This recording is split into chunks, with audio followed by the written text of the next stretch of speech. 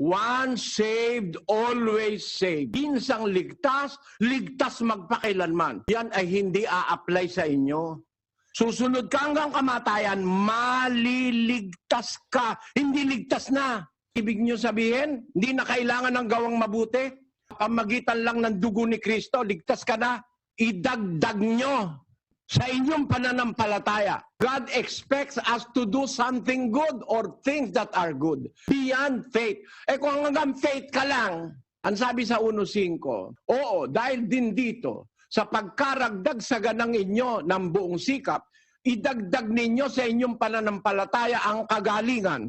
Sa kagalingan ay ang kaalaman at sa kaalaman ay ang pagpipigil at sa pagpipigil ay ang pagtitiis at sa pagtitiis ay ang kabanalan. Sa kabanalan ay ang mabuting kalooban sa kapatid at sa mabuting kalooban sa kapatid idagdag nyo ang pag-ibig. At kung sapagkat kung nasa inyong mga bagay na ito at sumasagana, hindi kayo pababayaang maging mga tamad o walang bunga sa pagkakilala sa ating Panginoon Jesucristo.